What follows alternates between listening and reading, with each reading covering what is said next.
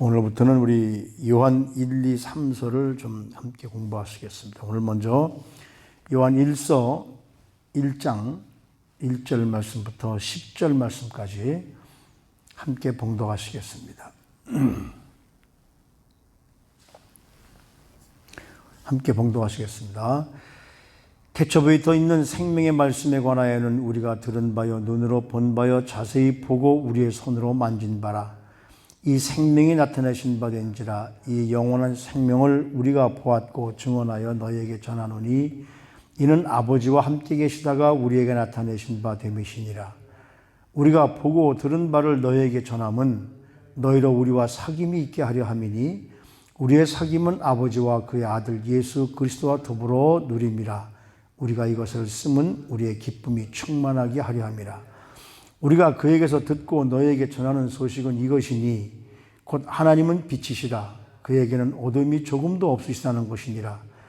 만일 우리가 하나님과 사귐이 있다 하고 어둠에 행하면 거짓말을 하고 진리를 행하지 아니하거니와 그가 빛 가운데 계신 것 같이 우리도 빛 가운데 행하면 우리가 서로 사귐이 있고 그 아들 예수의 피가 우리를 모든 죄에서 깨끗하게 하실 것이요 만일 우리가 죄가 없다고 말하면 스스로 속이고 또 진리가 우리 속에 있지 아니할 것이요 만일 우리가 우리 죄를 자백하면 그는 미쁘시고 의로우사 우리 죄를 사하시며 우리를 모든 불의에서 깨끗하게 하실 것이요 만일 우리가 범죄하지 아니하였다 하면 하나님을 거짓말하는 이로 만드는 것이니 또한 그의 말씀이 우리 속에 있지 아니하니라. 아멘.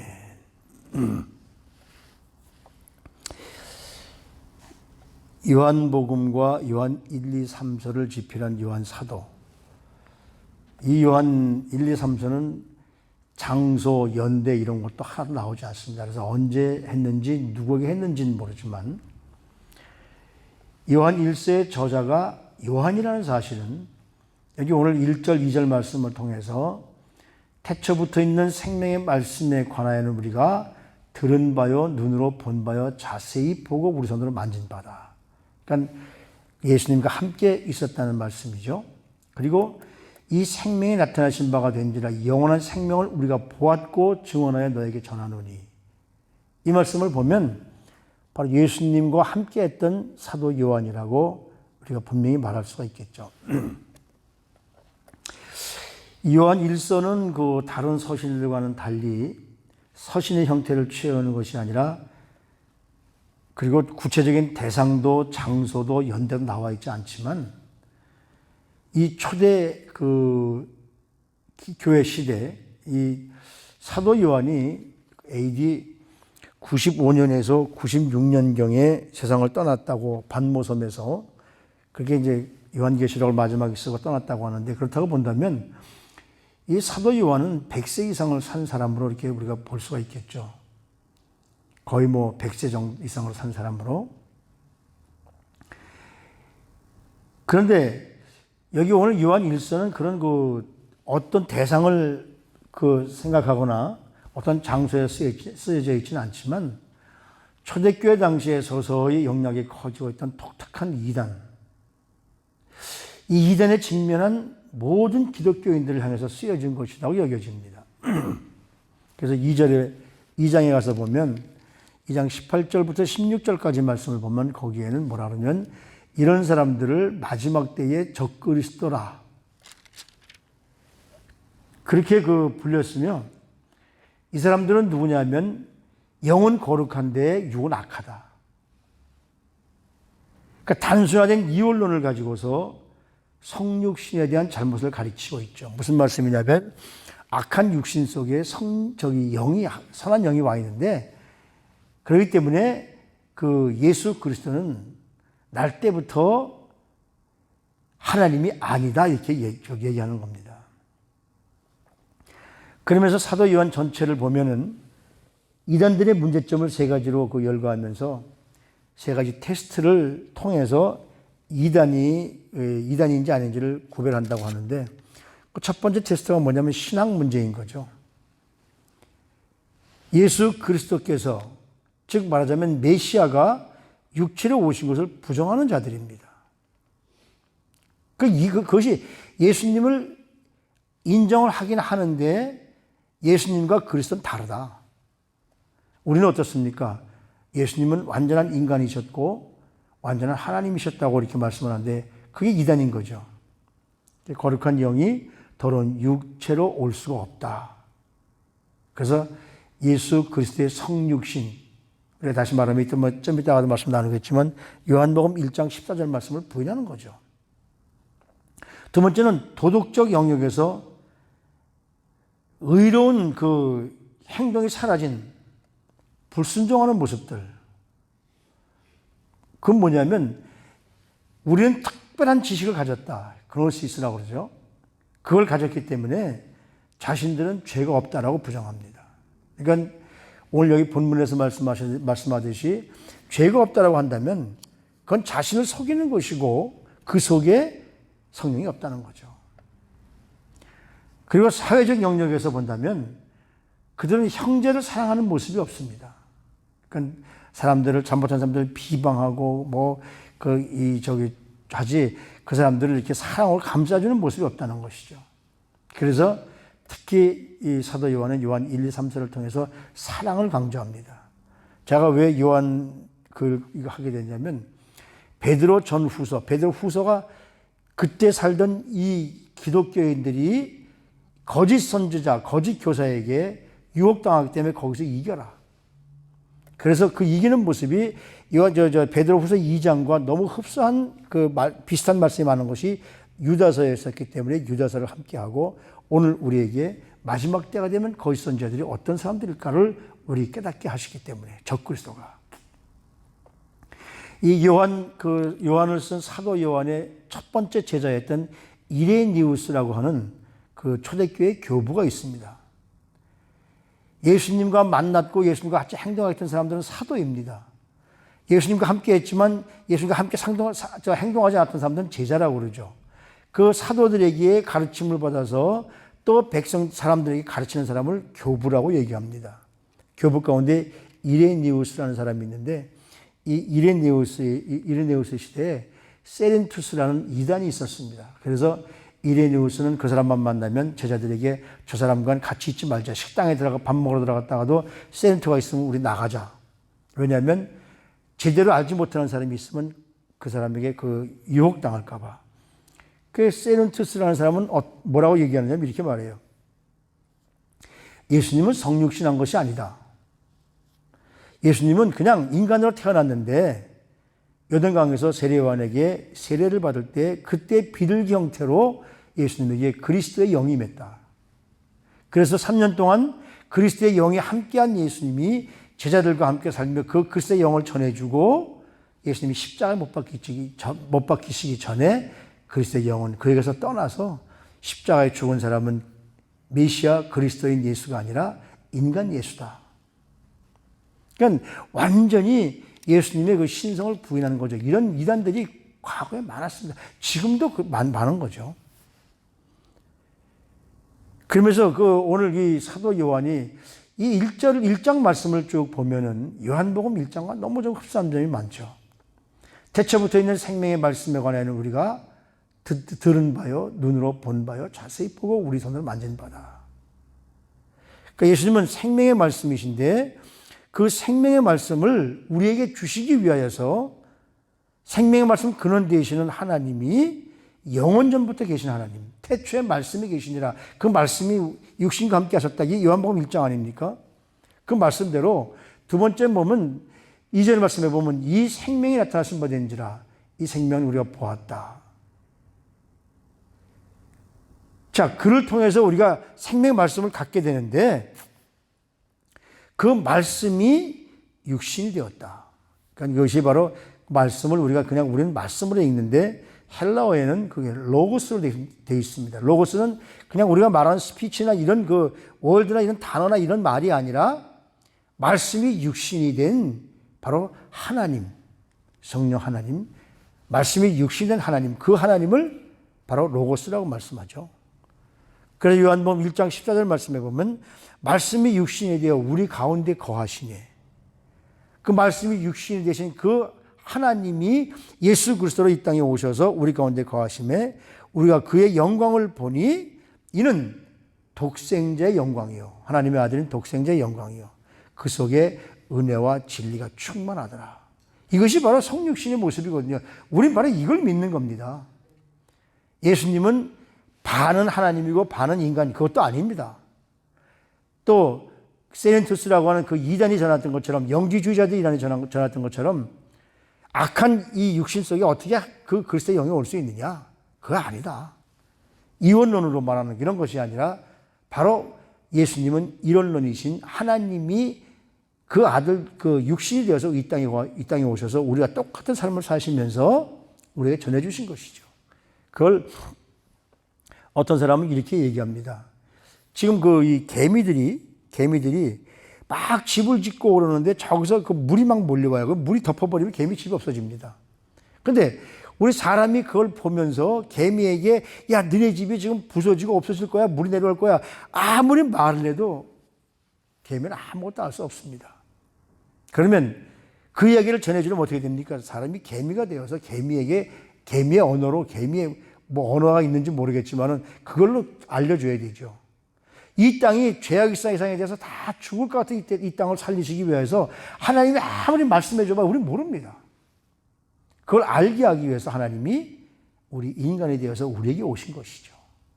그래서 우리가 이 사도들 통해서 예수님을 직접 만나고 보고 듣고 그들과 함께 만져받은 그들 통해서 3절 말씀해 보면 우리가 보고 들은 바를 너에게 전하면 너희로 우리와 사귐이 있게 하자는 것이다. 이건 뭡니까? 지금 사도 요한이 우리는 예수님을 본 사람들이기 때문에 본 증인이기 때문에 여러분들이 정해서 우리와 예수 그리스도를 말미암아 하나의 친밀함, 사귐을 갖게 되고 우리와 사귐은 것은 우리만 사귀는 것이 아니라 그 사귐의 말씀을 가지고 하나님과도 사귐이 있게 하려는 것이다. 그래서 우리의 사귐은 아버지와 그의 아들 예수 그리스도와 더불어 누립니다. 여기서 우리가 말씀 전하는 것은 그냥 이것만 알아라가 아니라 이 말씀을 듣고 그 말씀을 받아들여서 하나님과 사귐을 갖지라는 그런 말씀이죠. 그러니까 우리 예수님께서 이 땅에 그리스도께서 이 땅에 오신 것은 아버지와 교제를 회복할 수 있게. 구약에는 죄진 인간이 우리는 죄인이기 때문에 하나님과 가까이 하고 교제할 수가 없습니다.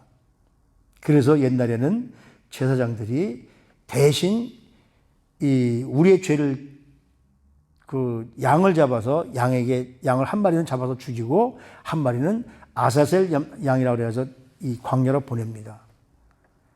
하나는 우리 죄를 대신 피를 흘려서 죽게 하고 그래서 아버지 하나님께 고했죠. 그리고 그 제사장 중에서 대제사장은 1년에 한 번씩 성막에 있는 그 속죄소가 있는 하나님의 임자가 있는 지성소에 들어가서 거기서 온 인류를 위해서 하나님 앞에 기도하고 백성들과의 죄를 회개하고 용서를 받습니다. 근데 제사장도 죄가 있으면 그 지성소에 들어가면 죽기 때문에 제사장들이 그 안에 들어갈 때는 그 옷에 방울을 답니다. 그래서 왔다 갔다 해서 서로 밖에 들릴 수 있도록. 만일 들리지 않으면 그 시신을 끌어내야 되는데 지성소에는 아무도 들어갈 수 없기 때문에 제사장이 그 지성소에 들어갈 때는 꼭 끈을 메고 들어가게 되죠. 만약에 지성소에서 제사장이 무슨 병고를 당하면 들어갈 수 없기 때문에 다른 제사장들이 대제사장을 끈으로 끌어내야 됩니다. 들어갈 수 없기 때문에. 그렇게 거룩한 처소, 우리가 감히 범접할 수 없는 그 하나님과의 관계를 예수님께서 우리의 대제사장이 되셔서 우리를 위해서 십자가에 죽으시고 모든 우리의 죄를 짊어지셨기 때문에 이제는 예수 그리스도의 이름을 통해서 하나님과 우리 사이에 관계가 회복되는 거죠. 그걸 가르쳐 주는 겁니다. 그래서 예수님이 십자가에 죽으실 때에 성소와 지성소를 가리고 있던 휘장이 저절로 찢어지잖아요. 이제는 예수 그리스도로 말미암아 하나님과 우리 사이에 예수 그리스도를 힘입어서 관계가 회복되었다. 그 사귐을 얘기하는 겁니다. 그러면서 뭐라 그러냐면 우리가 그에게 듣고 너에게 전하는 소식은 이것이니 하나님은 빛이시니라. 그에게는 어둠이 조금도 없이 있다는 것이니라. 그러니까 우리가 예수 그리스도를 만남으로 말미암아 죄악의 어둠에서부터 빛의 밝은 빛으로 빛을 가지고 나가게 되는 것이죠. 하나님은 조금도 어둠을 용납하는 분이 아니십니다. 그러니까 하나님께서는 어둠이 없는 거죠. 그러니까 예수님께서 이 땅에 오셨다는 것은 흑암, 곧 죄 가운데 살던 사람들에게 영원한 빛을 비춰주시기 위해서 오셨다는 것이죠. 그 생명의 빛이 예수 그리스도로 말미암아 우리 가운데 비춰졌고, 그래서 여기 6절 말씀에 만일 우리가 하나님과 사귐이 있다 하고 어둠에 행하면 거짓말하는 자다.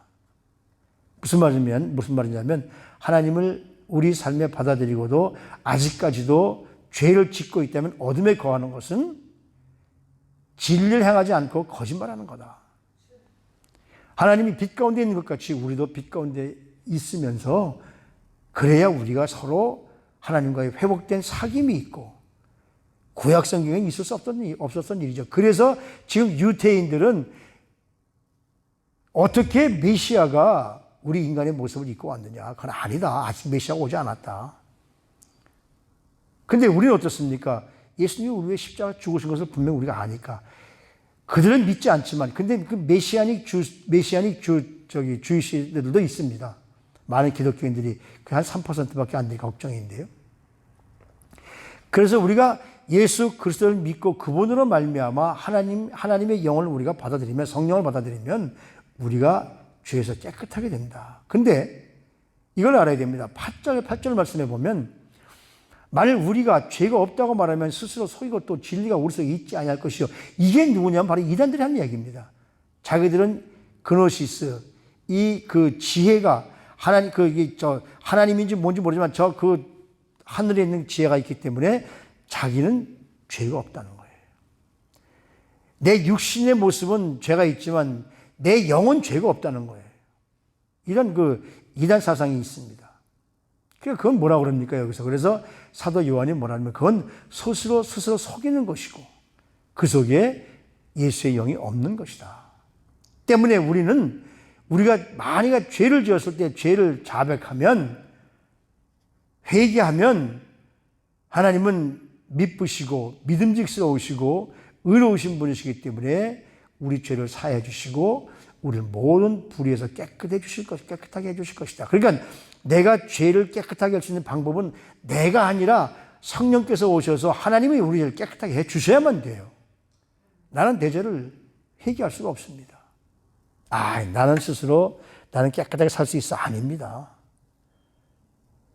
내 죄 문제를 해결하실 분은 바로 우리 주님밖에 없으시죠. 그래서 여기 10절 말씀에 뭐라고 그러냐면 만일 우리가 범죄하지 아니했다 하면 하나님을 거짓말하는 일을 만드는 것이다. 왜? 우리 인간은 죄성이 있습니다. 그 사도 바울도 뭐라고 그럽니까? 의인은 없나니 한 사람도 없으며.